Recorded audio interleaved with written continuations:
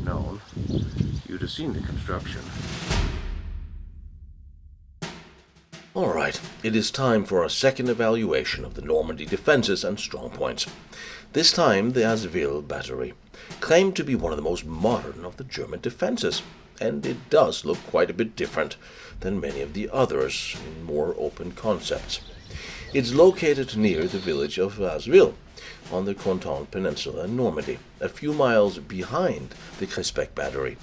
It too played a significant role during the D-Day invasion. It was strategically placed to cover the coastline, though its inland position limited direct sea visibility, thus relying on the nearby Crisbueq Battery for observation. It was equipped with 4 105mm Schneider guns, original French, captured in 1940. It had a range of approximately 12 kilometers. Capable of targeting Utah Beach, it was part of the German Kriegsmarine's coastal defensive network, with 270 to 295 personnel stationed here. Primarily naval gunners, under Oberleutnant zur See Klaus Tratzka and later Lieutenant Dr. Hans Schuster. The battery was a critical strongpoint, designed to withstand heavy bombardment and to delay the Allies' advance, of course. Its resistance during D-Day and subsequent days of fighting highlighted its robust construction. Construction began in 1941, where the site was selected for its proximity to the coast and ability to cover Utah Beach, on a clearing, the 10-hectare site, and laying foundations for casemates, bunkers, and trenches. The battery was built around an existing farm, integrating it into the defensive layout, and the camouflage here was expert. By late 1941, it had the typical basic infrastructure with the open firing pits for the 105s, and until main construction phase in 1942, this is how it sat. The Todt organization then constructed 4 large Regelbauten H671 casemates, as you see today, housing one of the Schneider guns, with concrete walls up to 2 meters thick, as was standard. Thereafter, additional structures was constructed, including ammunition bunkers, personnel shelters, and a command post, and anti-aircraft defenses, of course. Over 1 kilometers of underground tunnels and trenches connected the casemates and bunkers, facilitating secure movement, which is the first covered trenches I have seen, yet different than that from the Crisbueq Battery had. And also, some issues with the construction must have occurred, namely that the main ammunition magazine constructed underground was too small for the 105mm ammunition. That raises some questions, but anybody I could ask them to are now dead. There's of course lots of barbed wire, minefields, lots of brooks to cover the rear, including my first of seeing a kind of small defensive bunkers at the end of the tunnels. Fascinating. Also, a radar station had been planned but not completed by D-Day. The camouflage efforts included painting the casemates to blend in with the landscape and using netting to conceal the gun positions. You can still see the remains of the camouflage paint today. By 1943, the battery was partially operational, with all 4 105mm guns installed, though some defensive works remained incomplete due to air raids. Anti-aircraft defenses was strengthened in 1944 with 20mm flak guns and machine guns. A telephone network linked Azeville to Crisbueq and Cherbourg for coordination. Bombing in April to June 1944 disrupted the final construction, leaving some planned structures, smaller additional shelters, unfinished. By June 1944, the battery was fully operational. It was heavily bombarded by Allied aircraft and naval forces, including the USS Nevada and Arkansas.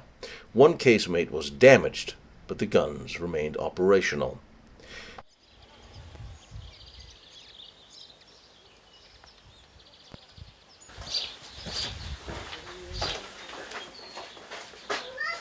Vehicle's defensive position up here. And what's really cool is how they built these tunnels. Now, as we all know, I love tunnels. And the problem is, these are sort of above ground tunnels. That's rather terrifying. And because if this was a matter of close defense, we are very close to the surface.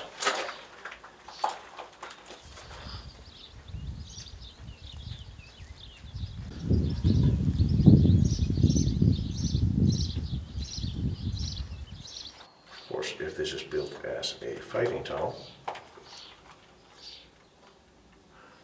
as a trench firing, then it makes much more sense.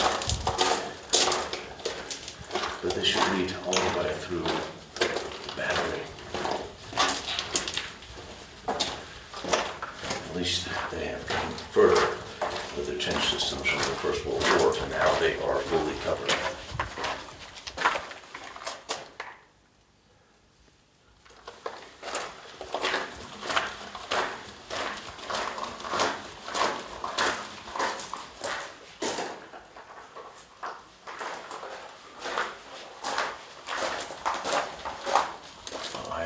Right on the ground.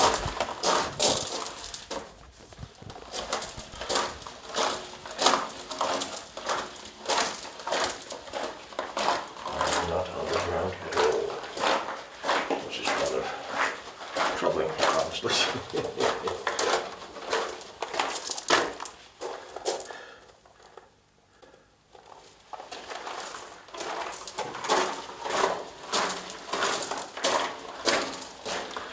Built by Organization 2 from 41 to, of course, 44. And I am somewhere thinking here was a bathroom. I may have been wrong, but I don't think I am. Because it looks like one.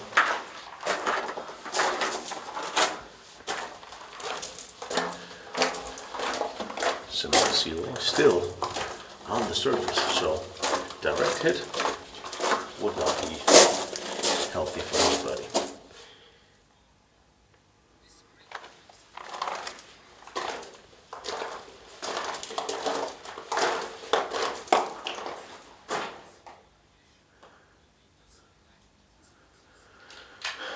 This was the munition store, and here were actual munition store for, well, light arms, small arms.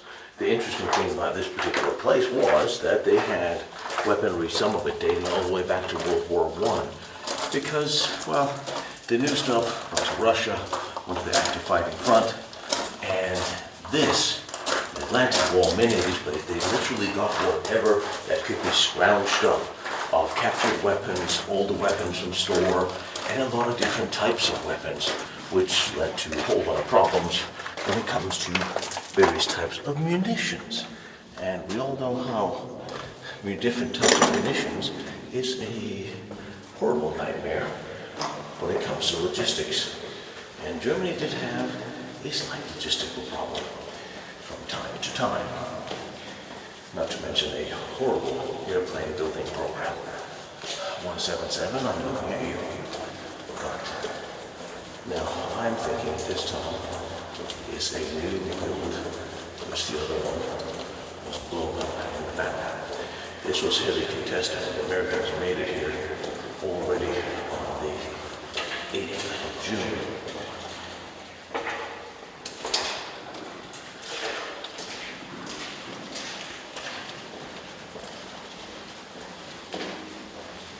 Am I going the wrong way?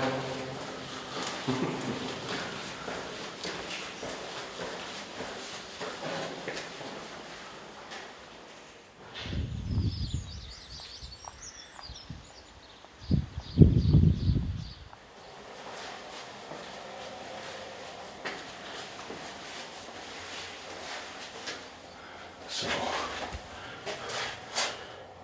close defensive position, shrapnel on the walls, and that should lead us into the actual bunker itself,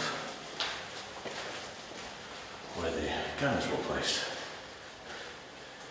This looked like a smaller caliber weapon that was placed in these.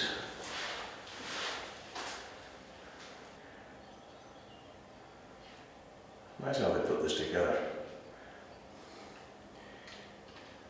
And this battery's 5 minutes drive from the last one by the sea. I feel I took the wrong turn. I feel I took a wrong turn. I don't know if it was an original tunnel. I was just sure I believe it was.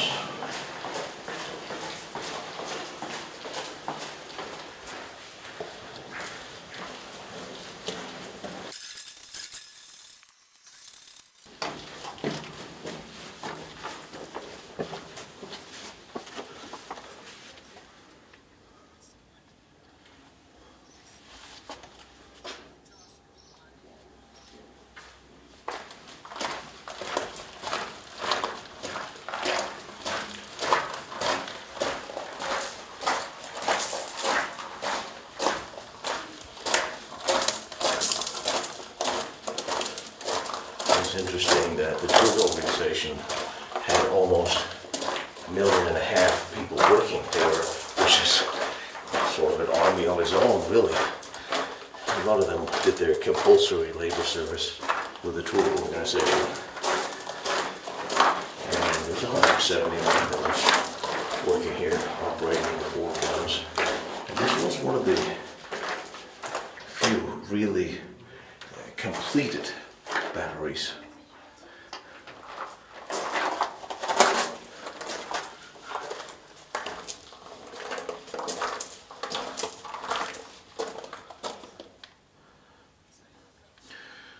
Most of the men stayed in the village here behind in their houses there, but at least 70 was always here at the battery on duty.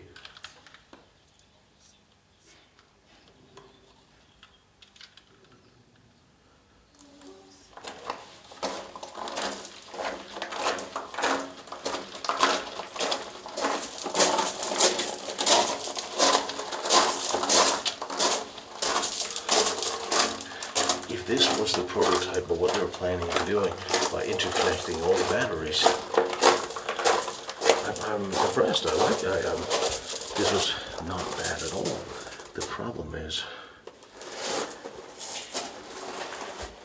with saturation bombing, you need 500-pound bombs.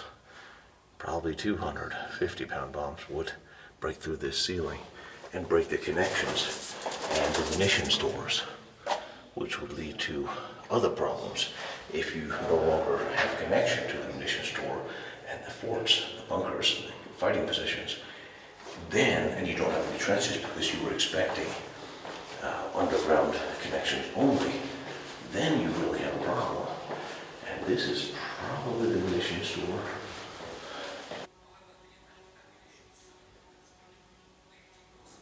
It is a munition store. Well, that's what it was designed for.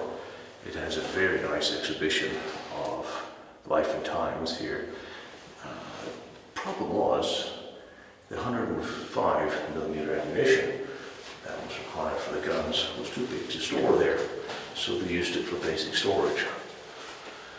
Again, why did they build a munition store that is too small for the munition, for the weaponry that made the battery exist?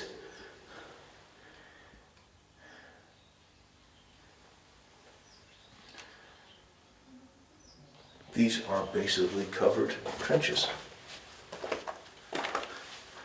Large ammunition store.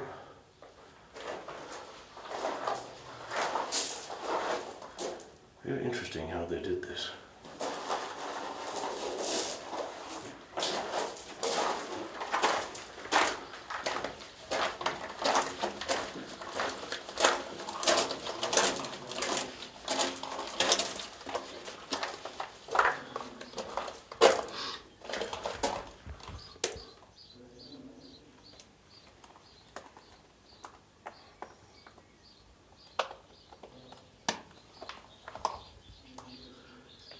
These are facing railroads, most of these, not facing the direction of the guns, which would make more sense for me if we were having united fighting direction, not just close defense.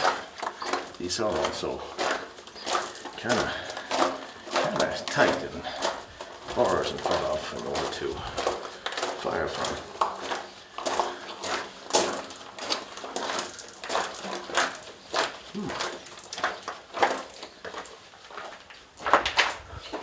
Crisbueq, I'm guessing. There's the Crisbueq.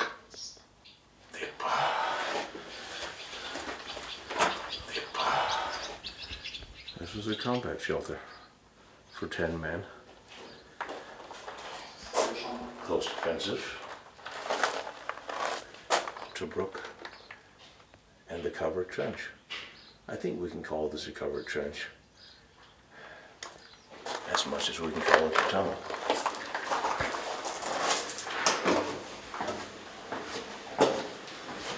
Close defensive.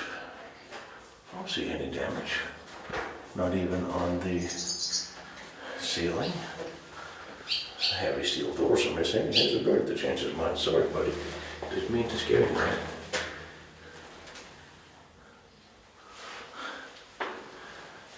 Comments are pretty straightforward. Wood in the walls for the beds. Close defensive positions. Hooks for the beds.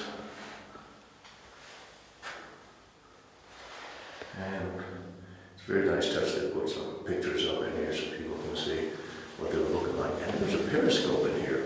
So there was more to this than just a bed shelter, which was interesting.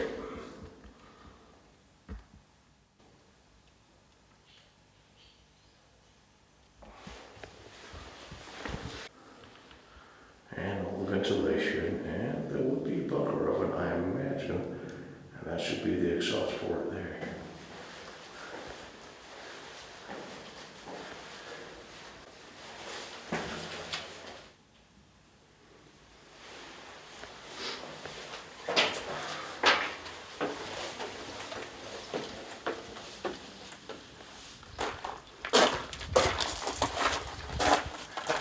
Now, we had a little step there where we were actually outside. And I don't know if that's because I don't see it having been constructed. These were literally just slabs they put over the covered trench.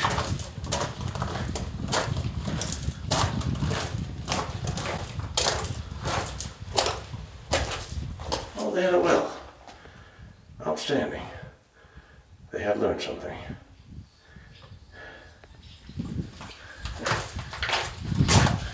And now the overhead has been changed to corrugated metal.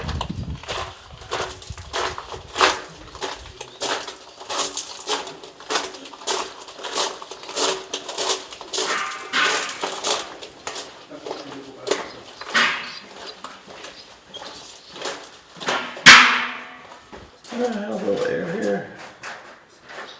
And coming down to what I'm assuming is another combat shelter. Or munition store, although we're walking quite a bit away from the guns here. So I don't know.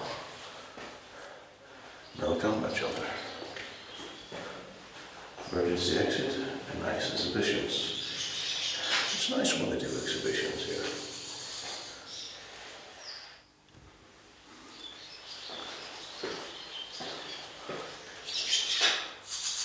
So there's crew shelters for about, well, I found crew shelters for 20 of them. So this is an interesting defensive position. Corrugated iron on the side, observation, good degrees, cement slab overhead, and a solid steel beam there. I haven't seen anything like this before. This looks almost like a Prussian era World War I observation post. Little observation bunker we see.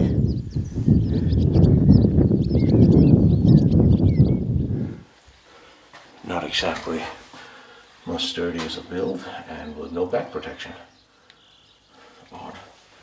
Very strange.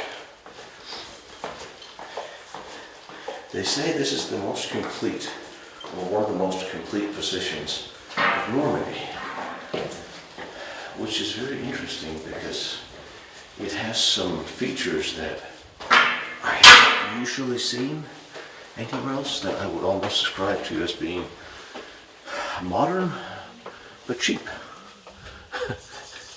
Don't know if that's the right way of putting it, but corrugated metal, 20-30 centimeters of cement overhead on basically a covered trench.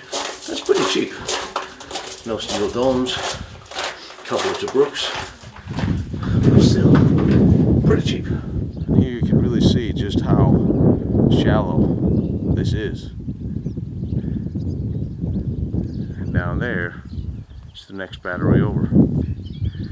And this was the first evolution of gun platform. As I said, these fortifications, these batteries, were built in stages and upgraded each year. This was the first evolution for the gun platform. And eventually, they became covered like the one next to it. So these were 105s. It is a fairly small casemate compared to the ones I've seen in Denmark and other places here in France. There's 4 of these.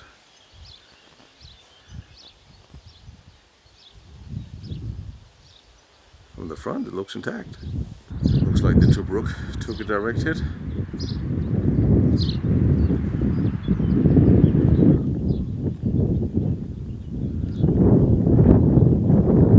The inside of a Crisbueq, now you know. And here's the other side of the bunker and the Crisbueq.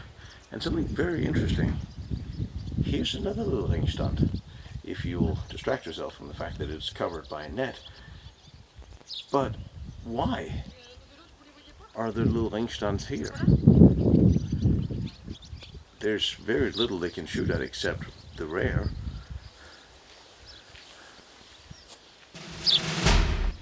At 5 in the morning, Crisbueq's rangefinder alerted Azeville to the Allied fleet. Azeville's guns fired on Utah Beach, targeting landing crafts and supporting Crisbueq's engagement with Allied ships. The battery faced intense naval counterfire, with one gun finally disabled and a direct hit from the USS Nevada. On June 7th, the 4th Infantry Division, 1st Battalion, 22nd Infantry Regiment attacked, but was repelled by Azeville's remaining guns and supporting fire from Crisbueq. On June 8th, Azeville fired the 105mm shells at Crisbueq's position after American units had overrun the perimeter, on, of course, Oberleutnant Omerson's request, in order to dislodge the U.S. forces, which it did, and they were driven from the battery, despite repeated assault by the 22nd Infantry on the Azeville Battery on 7th and 8th June. The 1 operational 105mm guns were still capable of slowing the American advance. On 9 June, after an intense artillery bombardment, the 22nd Infantry launched another assault, on this occasion supported by flamethrowers. And due to the heroic actions of Private Riley and his flamethrower, which set alight some of the German ammunition, Captain Tybert had no choice but to surrender the garrison of 169 survivors. The Azeville Battery's coordination with Crisbueq via telephone and shared observation made it a formidable part of the Atlantic Wall, with its 105mm guns, which was less powerful than many others, but could provide rapid fire for coastal defense. The battery's resistance from 6 to 9 June delayed the U.S. advance, but its inland position and reliance on Crisbueq's rangefinder limited its effectiveness once isolated. Again, here the trench comes out from the covered trench to behind the bunker here with the broken Crisbueq, and something else hit it right there. Let's see what happened to it. Close defensive position, of course. Still with the wood in place. Very nice.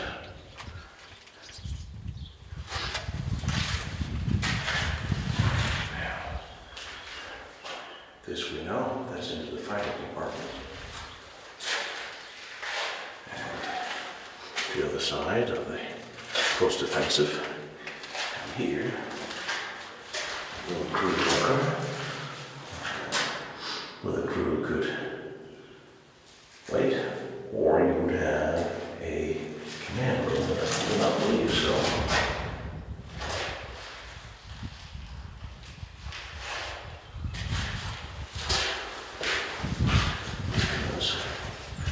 There's another one, identical to it. Let's see, I'm curious if here is, well, it looks like there'll be bedding hooks. And I'm looking for a little stove or a oven. I don't see one. Even if this was, well, there's a hole in the wall there. I could have been a bunker oven in here. It should have been because it's open and it's cold in the winter. Here's the actual 5 position. The mounting rings are still on the floor. Good. And munition drop.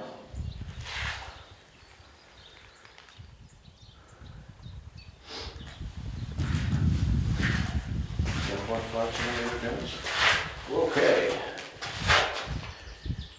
Certainly that took a hit.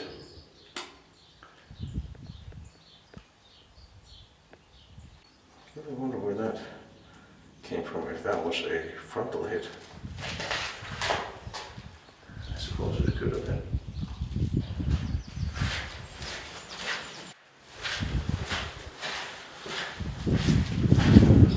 Just see. Oh, something came through there too. The close defensive position is destroyed. This is this. Oh, crap, I wonder if that's the one that did it. That's a bit of a thing.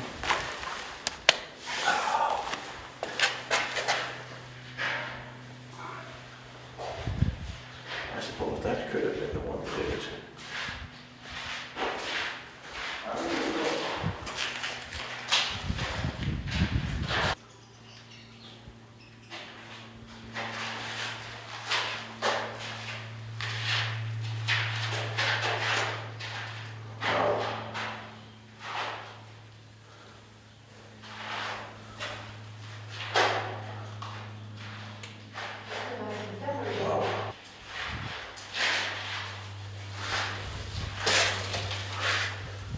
Defensive position.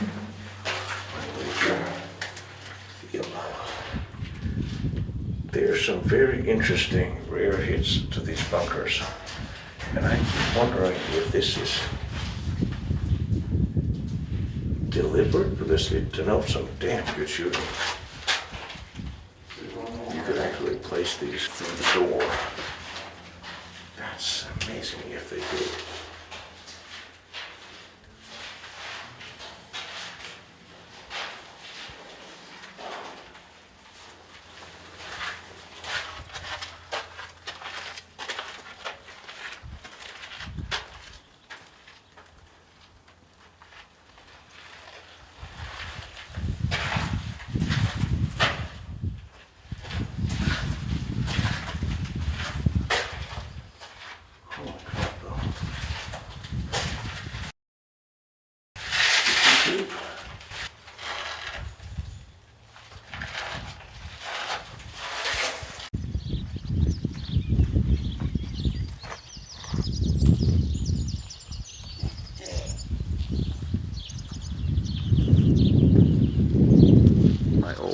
Very much enjoyed the bunker camouflage to make these gigantic bunkers look like farmhouses or what have you.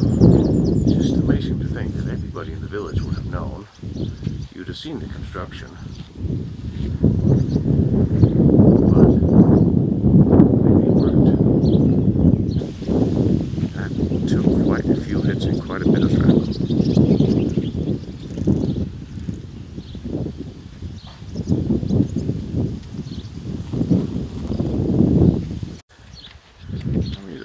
Like they put palm trees on it. But it's a nice little paint job. I just don't think you're fooling anybody.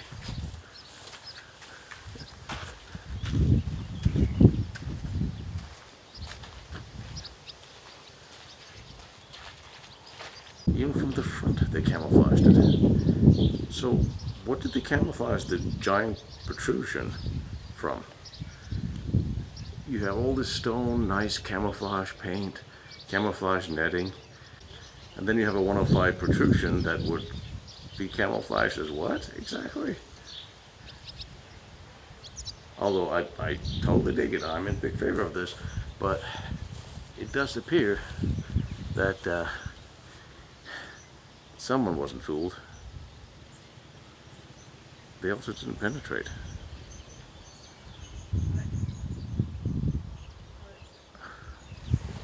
It is just really unfair when you're being exposed to flanking fire and you only have ability to fire forwards. I guess the camouflage really didn't work. The wood is still somewhat intact, still in place. Close defensive positions here. Wood still in place, it has not exploded, which is, I suppose, very fortunate.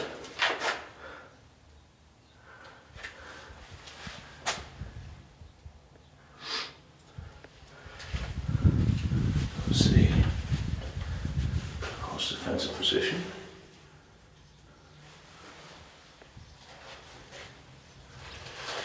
Now there would be somewhere an underground for the munition, at least as storage.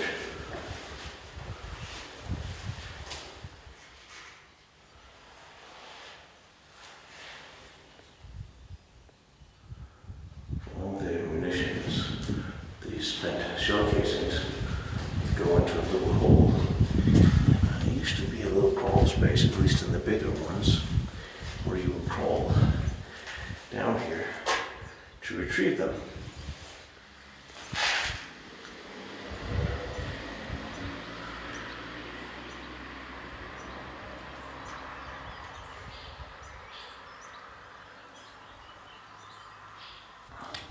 This is a ventilation grate. This is a very large ventilation grate. I've never seen these before over the cannon positions, especially the cannon positions that are as open as this one. And it's still here, which is rather remarkable, to be honest. And also the hook to change barrel and move cannon, as we have seen in forts for the past hundreds of years. But this blows me away. Have such a vast opening here. Would you really need ventilation? Alright, I'm going to go, of course they did, because otherwise they wouldn't have built it, because Germans never over-engineer anything.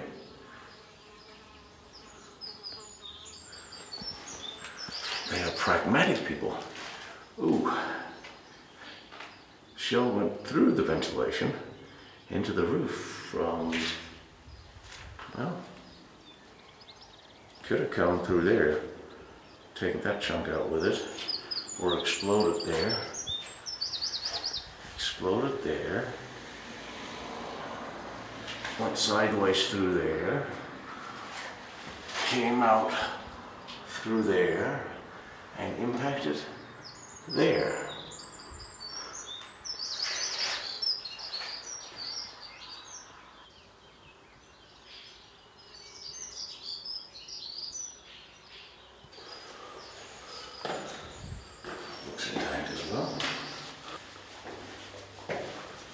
Position in place.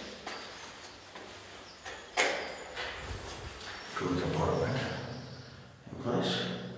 Bunker oven ventilation in place. Wood for the beds. So the bed doors missing. Could also imagine that being a munitions store, because the munition would have to come from somewhere. And there better be a tunnel there.